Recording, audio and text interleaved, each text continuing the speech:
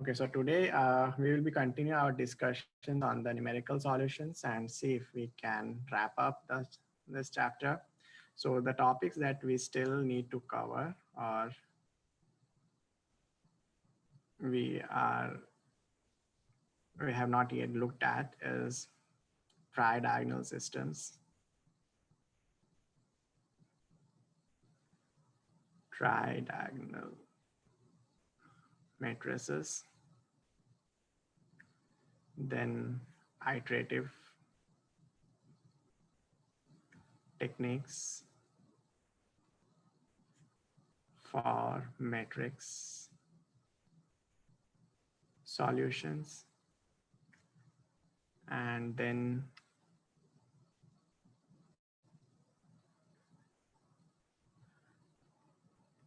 nonlinear system of equations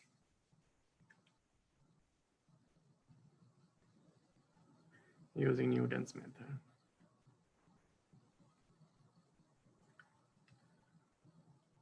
Okay, so far we have already we have already discussed Gaussian elimination with partial pivoting, LU decomposition, Joule-Square factorization, and we also saw least squares technique and least norm technique when the system of matrices is not, or the matrix is not square.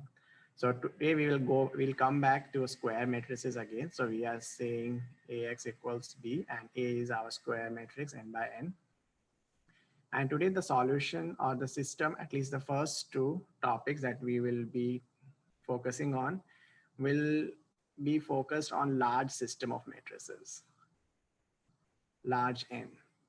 When I say large n is basically n is almost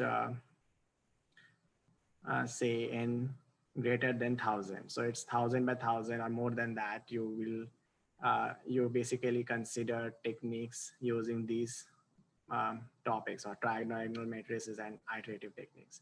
Now, not only that n has to be large, but also it has to the matrix A has to have some special properties. So matrix A have or has some spatial properties. So the first spatial property that we'll be looking at, that A is tridiagonal. So in many PDEs, partial differential equations and ordinary differential equations that we are going to solve in the later half of this course, you will find this matrix A. That will involve solution of this system of equations using matrix algebra. So even whether we are solving ODs and PDEs, ordinary differential equations or partial differential equations using numerical techniques, we will be converting the formulation into a matrix form, and we'll be doing a matrix solution there as well. So we will see that in many partial differential equations, A is almost tridiagonal. Tridiagonal basically means that it has got, let's say I'm only considering 5 by 5 at this point of time, say 5 by 5. So you have L2, D2, U2, 0, 0, L3, D3, U3, 0, 0, 0, L4, D4, U4, 0, 0, 0, L5, D5. So here you will see that you have elements in the main diagonal, which are basically called as D1, D2, the entries are called as this.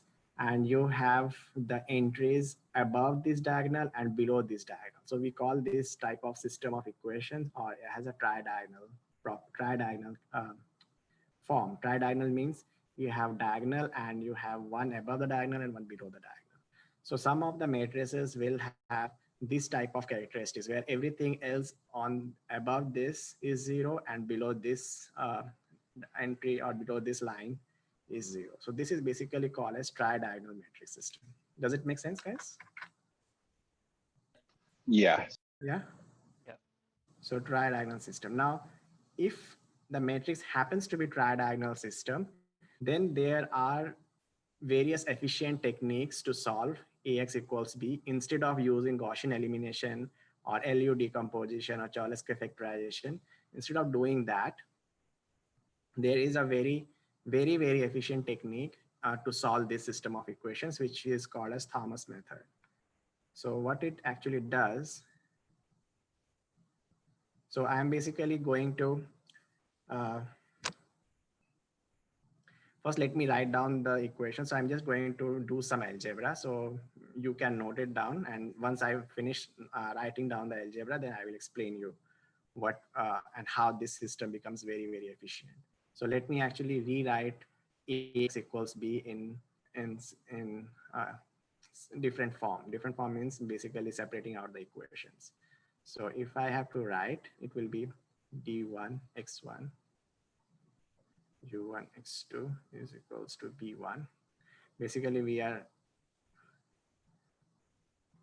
trying to write ax equals b in equation form, in separate equation form. So we have got L2 x1 plus D2 x2 plus U2 x3 equals B2,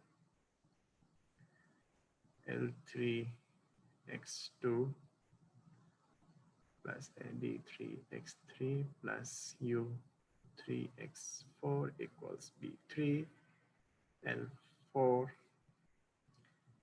x3 plus D4 x4 plus U4 x5 is equals to B4, and L5 x4 plus D5 x5 equals B5.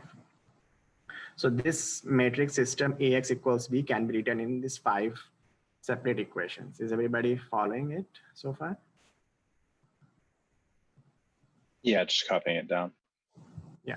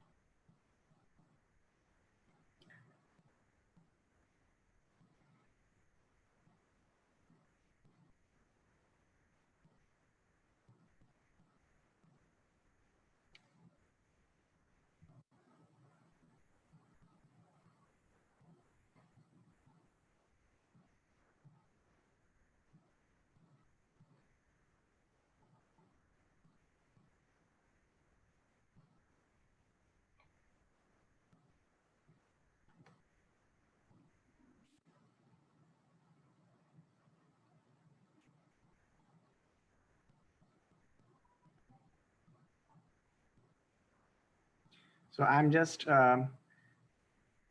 writing the steps. So just once I finish it, I will explain you, or I mean, uh, it depends how you would like to proceed. You would like me to explain in between, or once I finish converting everything, then we'll explain. So how do you would like to go for? Or if you write it down first and then go over it. Okay.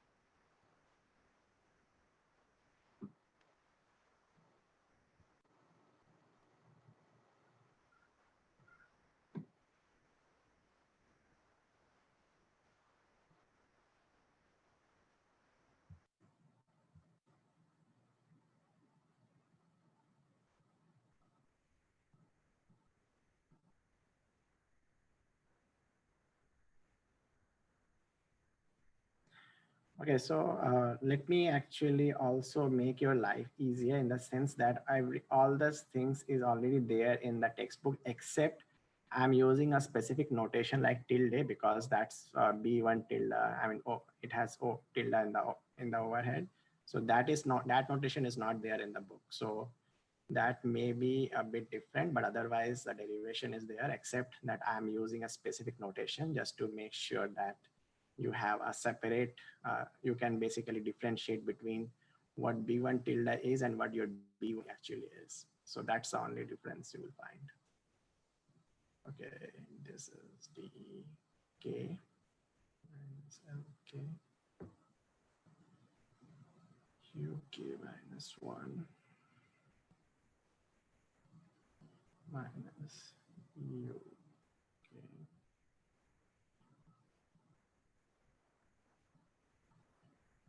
UK minus LK. OK minus 10 XK plus 1.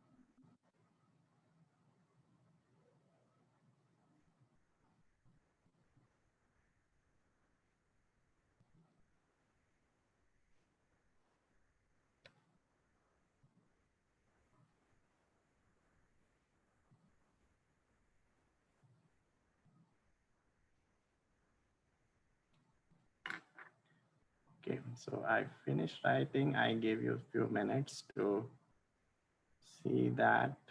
Or if you have your textbook, you can also open it. If you prefer to do that, that's fine as well.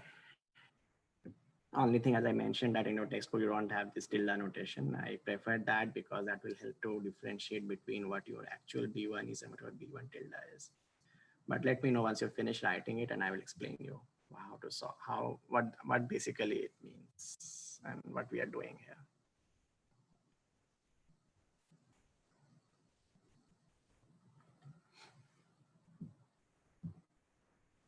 Professor, yes, BK and UK, is it the whole thing in parentheses or just a denominator?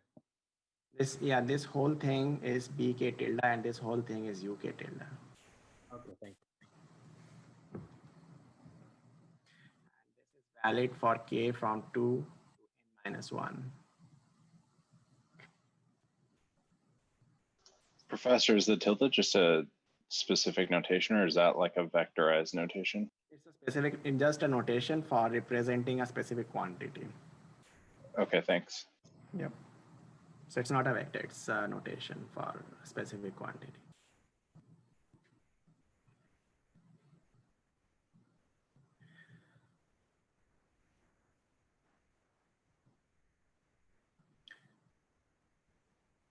Have you guys finished writing it or still working on? Just Finished. How about others, guys? If you are not writing it, please let me know and then I will start explaining it. And if you're writing it, let's wait. We can wait for 1 or 2 minutes. Still waiting, but or still writing. Okay. It's about done.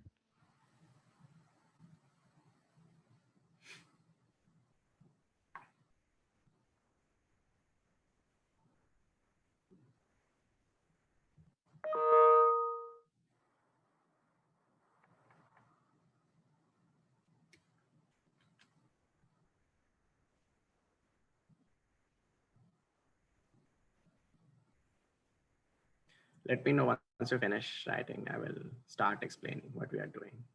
Almost done. You can start. I'll just finish up. Okay. So what we are doing here is we are trying to solve this system AX equals B, right? That's what we are trying to solve. And as we said that if it is in a matrix form, A is a matrix, B is a vector, X is unknown vector.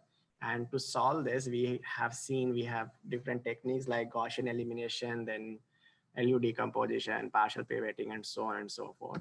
But if you have A as a tridiagonal form, then basically there is a very, very efficient way of not using any of those techniques, but instead using some iterative formula. So for different unknown vectors, you have this specific formula to obtain the unknown vectors xi's, x1, x2, x3. Remember, these are your unknowns, x1, x2, x3, x4, x5. These are your unknowns. And everything else is known to you. D1 is a diagonal in terms, the diagonal of this matrix. U1 is basically above the diagonal, U1, U2, U3. These are given to you. L2, these are known to you. These are the terms below the diagonal. And B1 are basically the right-hand side vector. So this is also known to you. So everything is known except your unknown vectors, x1, x2, x3, x4, x5. So what this method says that you can very easily form a new type of coefficients like tilde using tilde. So let's say if I define B1 tilde as something which is given by B1 divided by D1. B1 is this coefficient or this number divided by this number, D1. D1 is that coefficient known to you. So if you call this as B1 tilde and this as U1 tilde, which is U1 divided by D1, then basically you get in some sort of a recursive relationship. Recursive relationship means that you can obtain one after another. So if you basically know X2, then you can determine X1. So already B1 tilde and U1 tilde are already known to you. Are you guys getting what I'm saying here? Yes, Yes. so far. Yeah, everybody, is there any questions so far? Are you following it? So far, so good. so far Yeah. so good. So we are basically using a recursive relation where basically it means that if somehow I can determine X2, I can find X1. Similarly, using the other equations, other remaining equations, I got this recursive relationship for X2 when K is 2, 3, 4, 5, 6, 7, 8 till n minus 1. Remember, we have n unknowns, X1, X2, X3, X4, X5. I mean, you have X1, X2, X3, X4, X5. You have n unknowns. So you have X1, X2, X3, X4, X5, so far. So if you write the recursive or this relationship where X2 is given by this, it is another BK. I can write this as, let me write it as XK is equals to BK tilde minus UK tilde xk plus 1. That recursive relationship I got. So it is of a similar form like this, but it is a separate relationship because bk tilde and b1 tilde are separately defined. B1 tilde is defined by this ratio, whereas bk tilde is defined by this ratio. So this is, if you note here, everything else is known to you. So for example, if you start with 2, B2 is known to you, L2 is known to you, and B1 tilde is already known to you because that's what your ratio is. So everything here is known to you. Everything in this parenthesis is known. So BK tilde and UK tilde are already known to you. So that means you have again a recursive relationship between xk and xk plus 1. And this will keep on going till n minus 1. And at the last step, using last equation, you find xn as this specific relationship where xn is your last unknown vector. So suppose here our last unknown vector is x5. So you solve for x5 using this. Then you go back and come here and you solve for x4, then x3, then x2, and then you solve for x1. So everything becomes very, very simple formula. Let me know if it makes sense, guys. Can you just repeat the last part with the xn? So see, for solving x1, I need to know x2, right? Right? What I'm saying. Correct. Any questions? Yeah, guys. So what I'm saying that if x2 is somehow determined, somebody gives you the value of x2, then you can find x1, right? Yeah. Similarly, in this equation, if somebody gives you what is x3, you can find x2, right? Assuming k equals to 2, let's say k equals to 2, say. Then if somebody gives you x3, you can find x2. Then somebody gives you x4, you can give x3. You can determine x3. And somebody gives you x5, actually, it makes sense if I actually write it here. Let me write it here separately.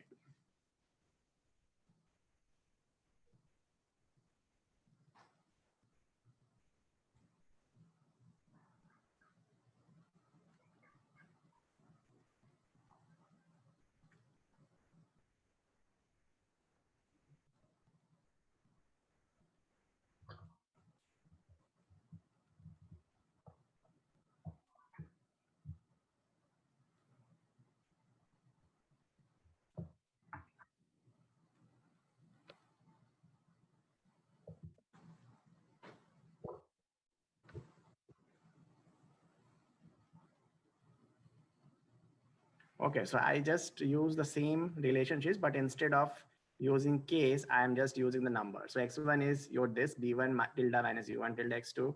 X2 is this, using this relationship. I substitute k as 2. So x2 is b2 tilde minus u2 tilde x3. That's what it is. Similarly, x3, similarly, x4 and x5. The last term is obtained using this, which is b5 minus l5. Actually, it is b4 tilde divided by d5 minus l5 u4 tilde. Is everybody following it so far? Yes. Yes. Yeah. So if you look at this specific number, this is already known. This is based on the unknown coefficients, right? These terms are basically all known to you.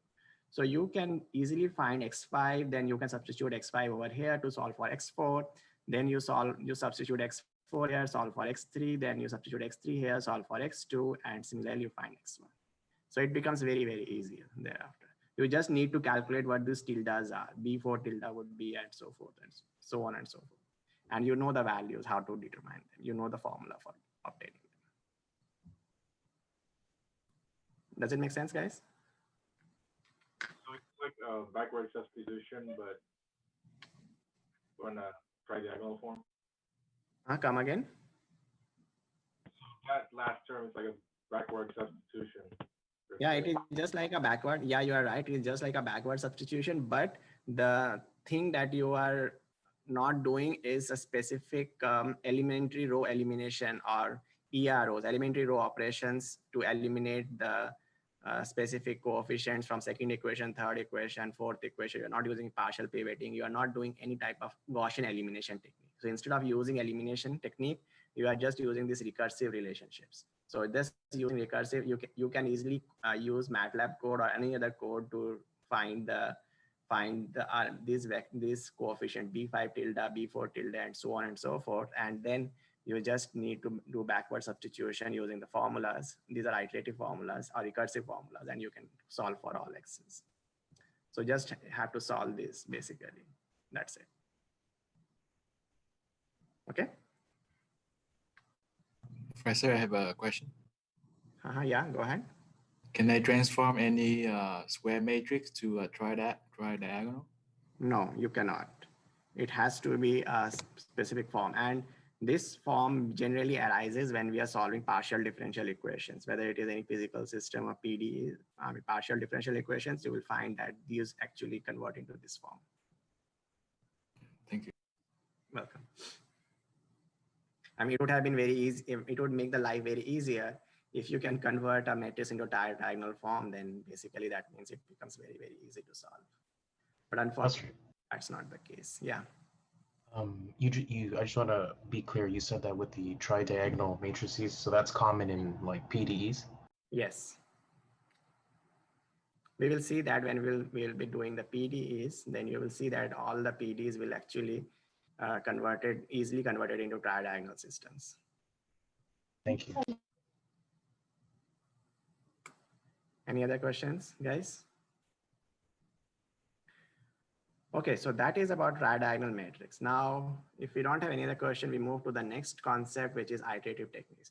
Okay, these are the techniques we are learning because these are specific techniques which helps to make the computation very efficient and very faster. So if your specific A or the matrix A has specific form, just like a tridiagonal form, then instead of using Gaussian elimination technique, use this technique. That will increases the computation to many folds. Many times it makes the computation faster because here you are not doing any elimination technique. You are not using partial pivoting and so on and so forth. Similarly, if when we see actually this specific concept, we will also see that the matrix has to have certain form or certain characteristic that we can employ this specific technique, iterative technique. And these are also again used when the system of equations is very large. That means n is much greater, maybe 1,000 and more than that. So that is about tridiagonal matrix. Any other question? Any question on this specific system or specific technique?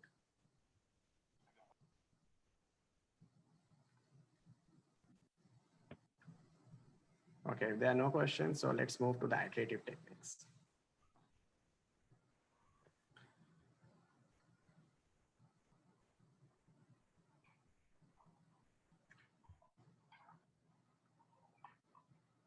Iterative techniques for matrix solution.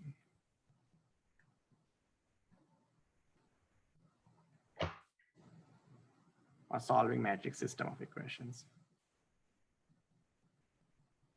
Okay, so we have AX equals B. Now, if somehow A is decomposed into this form,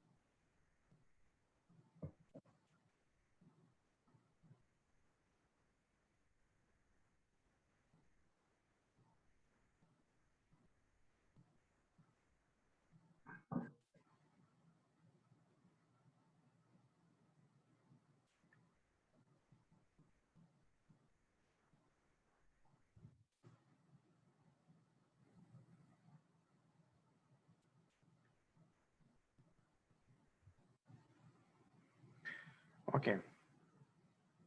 So what this technique is based on that if you can decompose A, okay, let me actually ask you if you have finished writing. Otherwise, I will keep on explaining and you will be busy in writing. Have you finished writing it down? Not yet.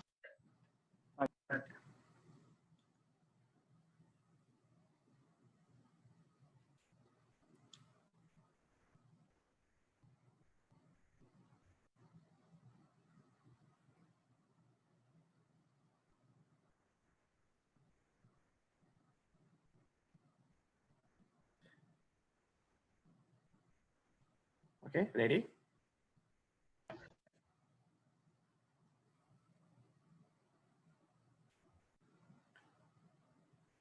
So what we are doing is we are trying to see that if we can decompose A in this form, and then we can write this as Qx is equals to Px plus B. And then is basically all the iterative techniques basically start with this assumption that all the x's that are on the right hand side can be assumed and the left hand side can be solved. And then we can use some iteration. We can keep on doing that iteratively. For example, if you write it in this form, then what we are doing that xk plus 1, we are just using the superscript. Superscript is basically saying that we are now going to solve this system of equation using iteration. Iteration means we'll keep on doing solving for x unknown x, but for every step, we call this every step as an iterative step or iteration. So the first iteration will start with a assumption about this specific x. So let's say that specific x is a guess which you have assumed, say it is some vector, assume it is all zeros or all ones. It can be any vector that you can guess, assume it.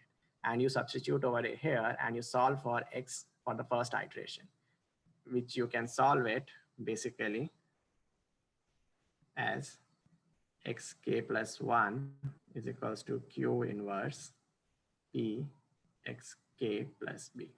So you can solve for the different iteration of x's using this relationship. Now q and p are already known to you. So I will let you know how to get these q's and p's. But let's say if you get q's and p's, then you know the q's and p's matrix and you know the b vector.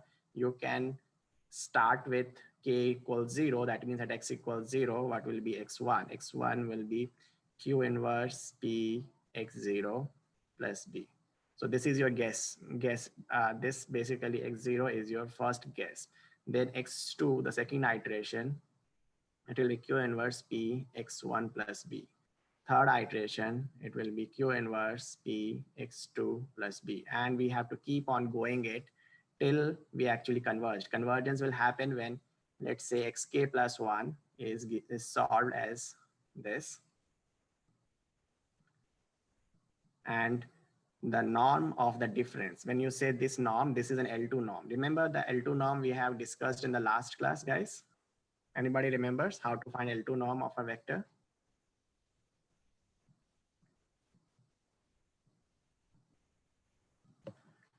Nobody remembers that. It is the square root of the sum of the squares of each of the elements. So x1 square plus x2 square plus up to xn square. Excuse me. So if x is a vector, n length vector. So it has got, for example, say x is 1, 1, minus 2. This is a vector. So L2 norm of x would be what? L2 norm of x would be, so if I am not using any other subscript, it basically means an L2 norm. The double parenthesis, this is basically called as norm of a vector. So this will be what? It will be square root of 1 square plus 1 square plus negative 2 square. So it will 1 plus 1, 2 plus 4, 5. Sorry, 2, 4, 7. So square root 7. Sorry, 2, 4, 6. Right? Are you guys with me? Yeah. Yeah. So that is how your L2 norm or norm is calculated. So when I say norm of this vector, so let's say you have solved for xk plus 1, which is a vector, which is n length vector. It can have many elements. and this is xk. Xk is is the value of x vector from the previous step. You subtract them and you take the norm. When you take the norm, you will get one number, which is this one scalar number. So when you take an L2 norm of a vector, this vector is basically has many elements. X vector is just, it has got many elements depending on how many coefficients are there, how many unknown vector, how many unknown coefficients are there. But when you take a norm, it is just one number. And that number, if it is less than the tolerance value usually we take as 1e minus 6 or 10 to the power minus 6. If the tolerance number is less than -6, that means you have basically reached the solution. You are very much near to the solution. Does it make sense, guys? Can you repeat Yes. the last part? Sorry, which part? Can you repeat it, please? To stop. Okay, which part you are missing? What do you use the norm for? Norm for. So norm is used to stop. When are you going to stop this? This is my first iteration. This is my second iteration. And so on. And when will I stop? To find the stopping criteria, I use this condition, which is my stopping criteria. Where should I stop? And to stop that, what I will do is I will see whether the difference of these vectors, xk plus 1 and xk, these are the vectors. When you take the difference, you will again get a vector. For example, let's say after 10th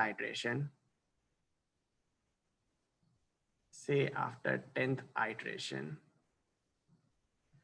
you get x10 is equals to 2 minus 3, 4, and x9, the previous step, it was 1.98 minus 3.02, 3.98.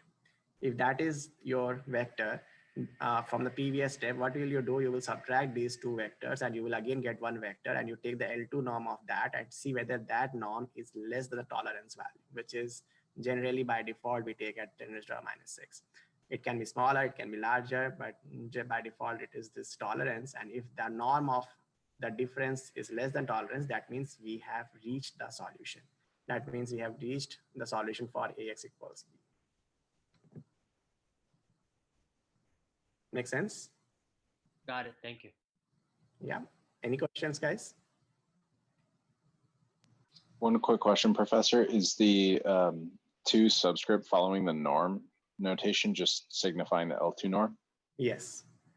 So there are other types of norms. You can find it in your textbook. I'm not actually going through them because we don't need it at this point of time. Whenever we need it, I will let you know. But generally, this 2, of course, any subscript defines a specific type of norm. So 2 basically means L2 norm, and L2 norm is the most common norm used. As I said, the norm defines the length of a vector. So basically, if you have many elements in a vector, if you want to find what is the length of that vector, you can use this L2 norm. That signifies the length of that vector. So this represents L2 norm, and sometimes people do not use this 2 subscript. So if you do not use this 2 subscript, like I have not used it here, so that basically implies it is L2 norm. If there is no subscript, it basically implies it is L2 norm. Okay, thank you. Okay, thanks. Any other questions? Yes. Yeah. Yes. So when we reach a stopping criteria and the norm is less than 10 to the negative 6, so that means the x10 vector is the solution for our equation? Yes, it is not the exact solution, but it is very, very close to the solution. Okay, thank you. Yeah. So the iterative techniques will not give you always an exact solution. For example, when you have done the homework or when you saw for bisection method or what is that, secant method and Newton-Raphson method, you have found that you are not exactly solving for the actual solution. You're solving for a solution is very, very near to the actual exact solution. So that is what iterative techniques do. It actually not solves for the exact, but actually reaches to very, very close to the actual solution. And degree of closeness is measured by how much error is it. So this will define the degree of closeness between the solution and the actual solution and the approximated solution. Okay. So moving forward, we have not yet discussed what is Q and P, because we only know A, we know B, but that's it. We don't know what are Qs and Ps. So how can we solve for Qs and Ps? And does this technique works for everywhere? So let's see what, let me actually take one specific example from the textbook.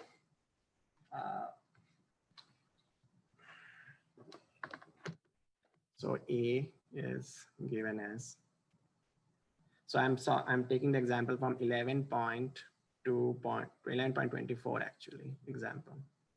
So I'm just noting down the matrix A there for 1, -1, -2, 5, 0, 2, 1, 6. And B vector is 1, -7, 13. Okay, 4, 1, -1, 2, 5. Okay, so what we have here, we have one example, and that example basically is used to demonstrate how iterative techniques can be employed for solving this AX equals B. Okay, so the first thing that you need to know that this technique will work.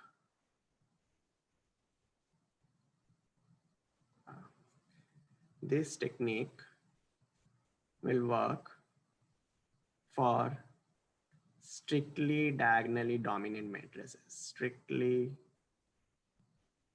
diagonally dominant matrices. What it means that the diagonal element di's and the mode of that or absolute value of that is greater than sum of all the other elements in the row. So A, I, J equals 1 to n, J is not equals to I, and this DI is nothing but AII.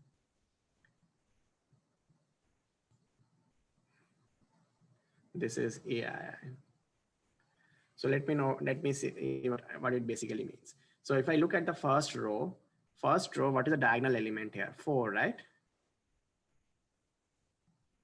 Right, this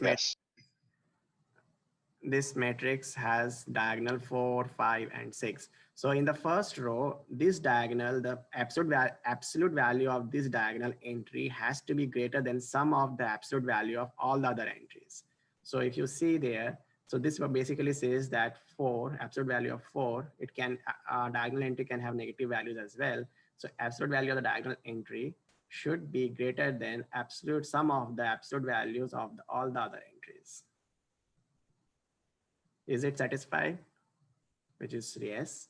The same thing for 5, it is greater than -2 plus 0.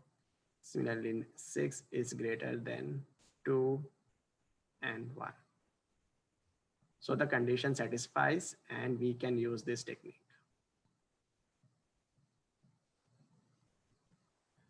Condition satisfies to use iterative technique. Are you guys with me? Yeah. Yes. Yeah. Yes.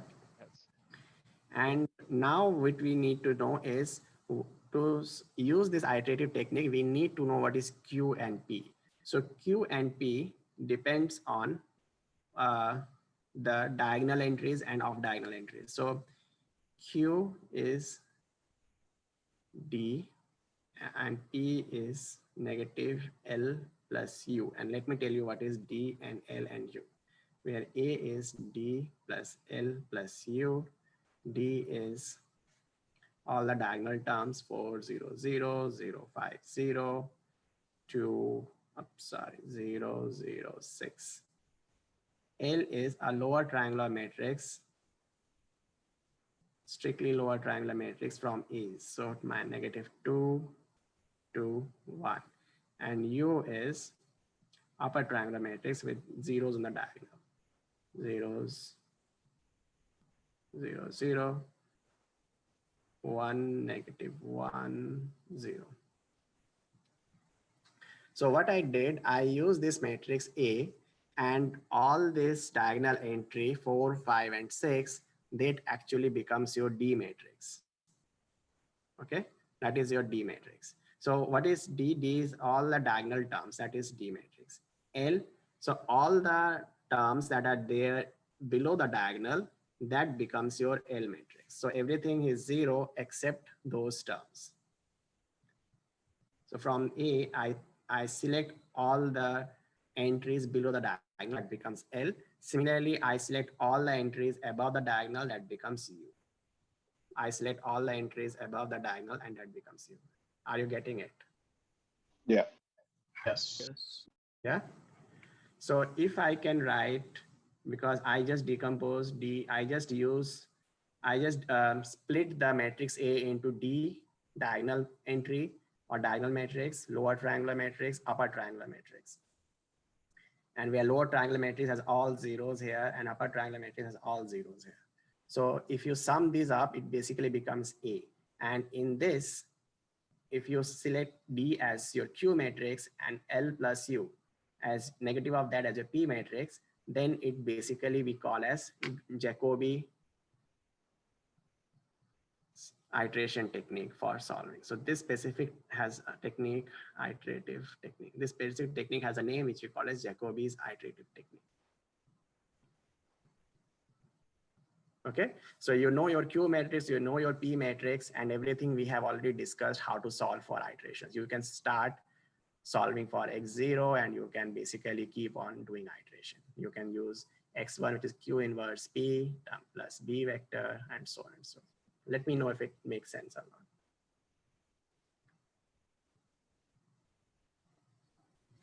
So if I, for a time being, I assume that you don't know about anything about this side. You only know everything that we have discussed a bit ago. We have discussed that if A can be decomposed as Q minus P and so on and so forth, you can solve for X using iterative technique. Does this make sense to everybody? Yeah. Yeah, guys. I mean, are you guys? I'm asking all of the class basically. Everybody is following me or following and with me so far? Yeah, I actually had a quick question regarding when the condition breaks once it meets the error set. Yeah. So for the example that you gave down below, where the x10 and x9, Yeah. the small example you gave. Yeah. So say you reach the level of the size of the matrix and it still doesn't meet the condition. Just hold on. What do you mean by size of the matrix?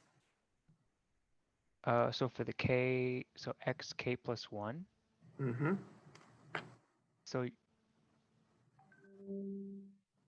I'm just failing to understand. So That's okay. I'm also trying to understand what your question is, so that's fine. I'm just going to ask you some more questions. yeah. So I understand for the first and second and third iteration, but say, can you go infinite amount of iterations until that Yes. condition is met? Yes. Yes. What's stopping you? So my question is, what is stopping you?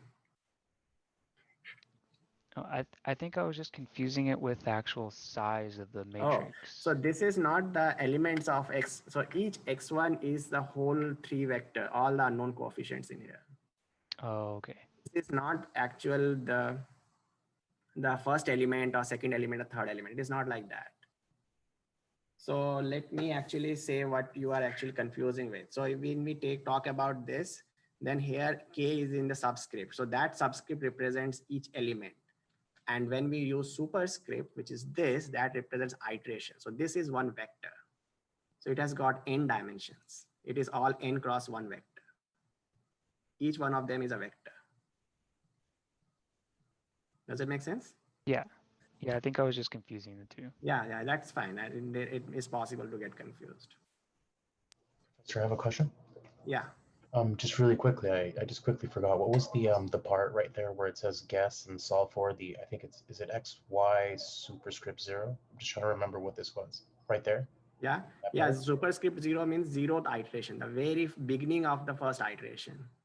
So beginning of the first iteration, you need the 0th iteration value. So what is that 0? That is a guess. You need to guess them because you don't know how to start this technique, right? Yes.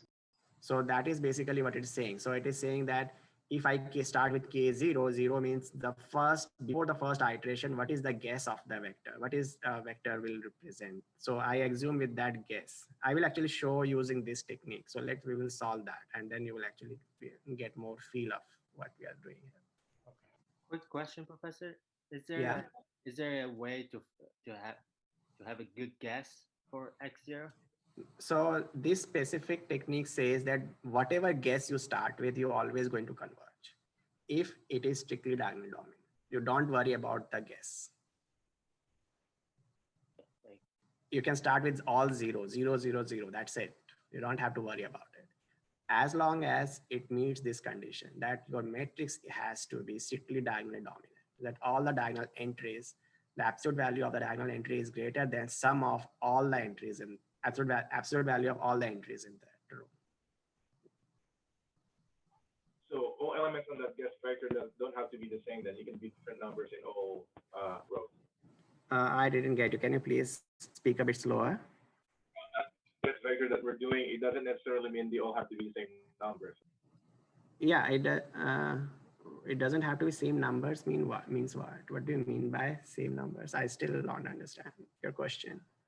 Like all the elements are like, it can be different numbers on that guess vector, right? Yes, yes, yes. The elements can be all different. It need not be this specific number. It can be any other number. That's fine. Thank you. Yeah. Are you guys with me so far? Yes. Yes, Professor. So if you know this specific technique, the only thing in this technique is missing what is Q and P. And what I'm showing you that if you take Q as the D matrix and P as negative of L plus U, where Q and D, L and U are defined like this, then you got your Qs and Ps and you can use this specific technique to solve for X1, the first iteration value, second iteration of the vector, third iteration, and so on and so forth till you actually reach the tolerance level. Does it make sense, guys? Yes. Yeah. And this specific technique is called as Jacobi's iterative technique. So let me actually try to solve some of the steps or show you some of the steps, and that will help you to understand what we are doing. So let me actually rewrite this matrix.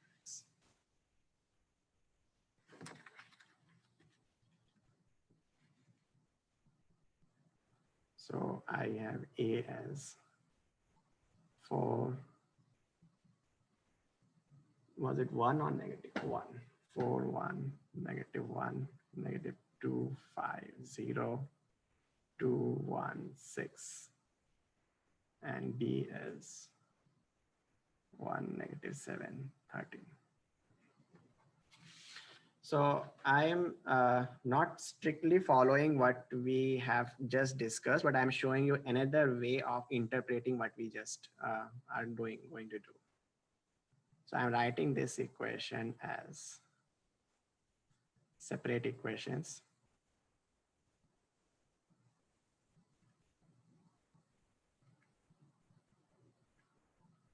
So I'm giving you another interpretation of this technique.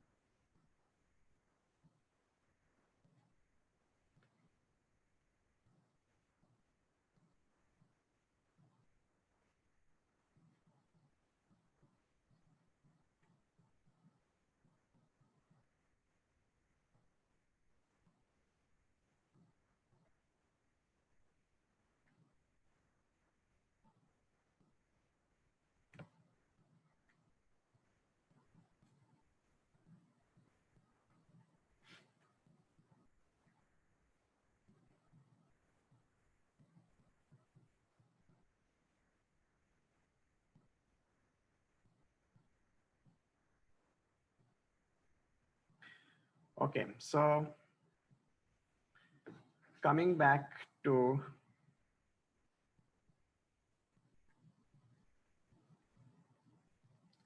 our original system of equations.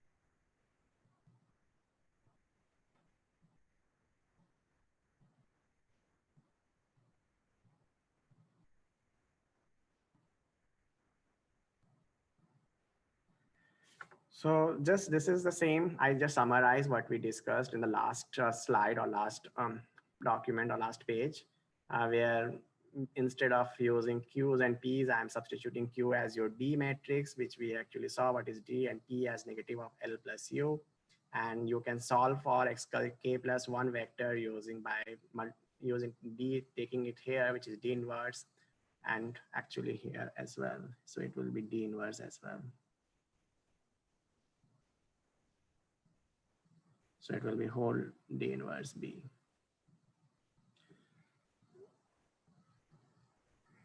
So it will be D inverse B. So D inversely multiplied to all of the right hand side. So D inverse times this plus D inverse B. And that's how you can basically solve for the different iterations of X vector. Now, what I'm showing you here is another representation or another form of writing the iterative solution. So what we are doing here, you see that D inverse basically means the inverse of the diagonal entry. So that's what your here is. So D is your diagonal term 4 that actually goes at the bottom. So that is your D inverse. And negative of L plus U, which basically means negative of this, it is negative actually. Negative. So please correct that. So negative of L plus U and plus D inverse, plus B. So it is, I'm rewriting this equation in this form. And what I'm saying that when you actually, you write it like this, all the vectors, unknown vectors on the right-hand side will belong to the previous iteration. All the unknown vectors on the left-hand side will belong to the current iteration. So these are your current iteration. So unknown vectors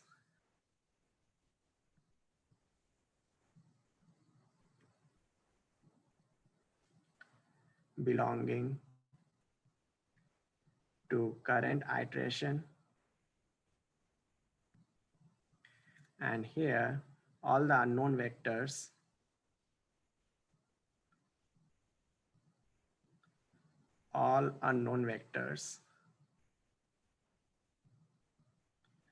belong to previous iteration. Okay. So this is exactly the same form as in vector form or in matrix form. So here I'm just using separate variables or separate unknown coefficients as writing this. So you can basically start with say x0 is 1, all ones. This is x0. So you can basically see this is your x1 0, this is your x2 0, this is your x3 0.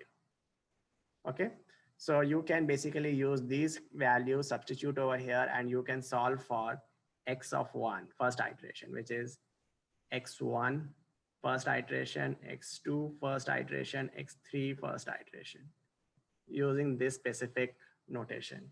And if I write it as a specific notation, what I will actually get here is 0, negative 1 over 4, 1 over 4,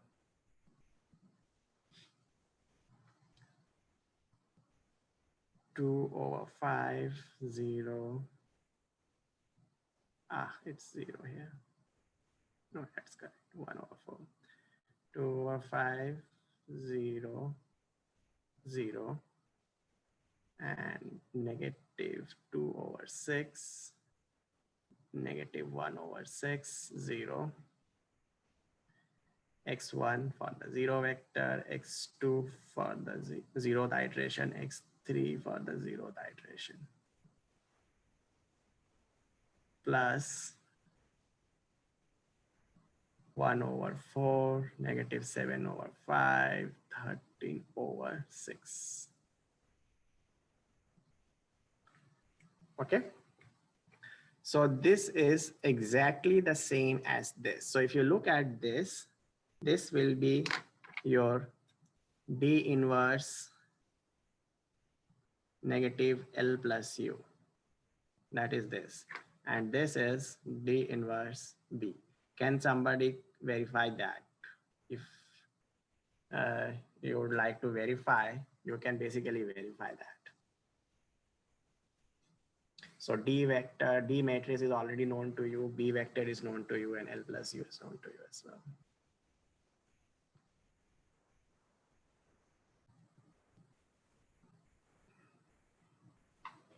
Professor, how did you get that matrix? Yeah, how did you get the values? So I use this equation and I write in matrix form.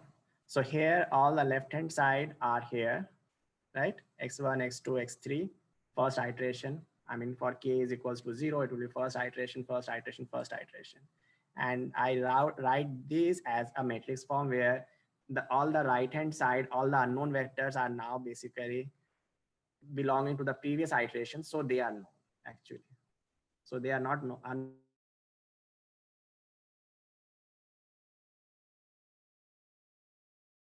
Now I am writing this specific side as another matrix times X for the 0th iteration plus B vector. So I write this as a matrix form. That's it. Okay, I was just wondering how you got those calculations. Which one? This one?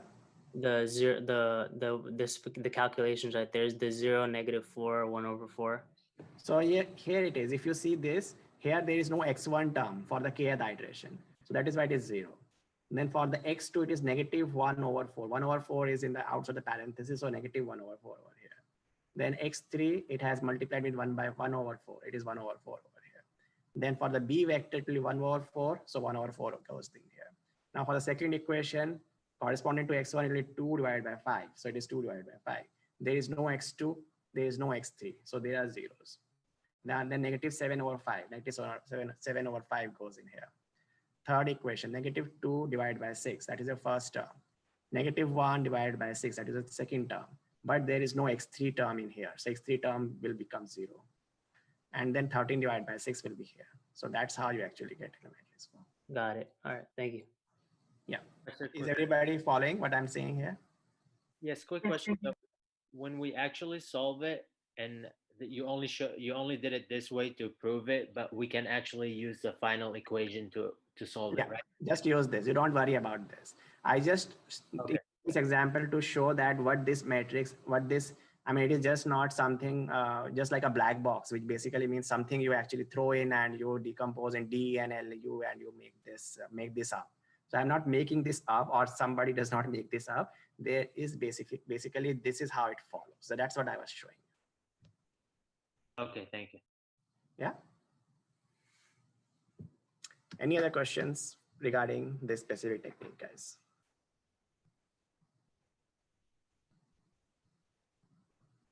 Are you guys following it? So now we're that X 0, is that like that's where we guess, right? That vector on the right.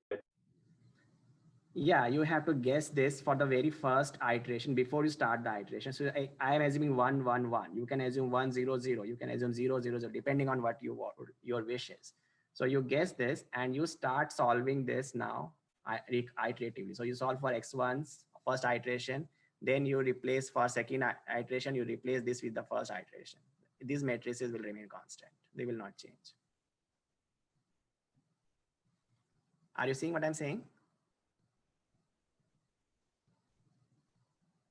So for every time, every iteration, only this will change. So for first iteration, it will be zeros. Second iteration, it will be all first. It will be x1, 1, x2, 1, x3 for first iteration. For the third iteration, it will be x1, 2, x2, 2, x3, 2, and so on and so forth.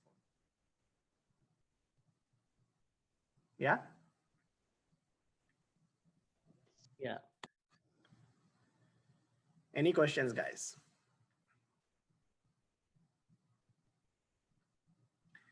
If not, then we will stop at this point and I will suggest you guys to please go to the textbook and read the discussion regarding these techniques, iterative techniques. Is very important. And since you are following what I have just mentioned to you, it becomes easy to follow from here onward. So just read it and just read what is Gauss-Seidel technique means.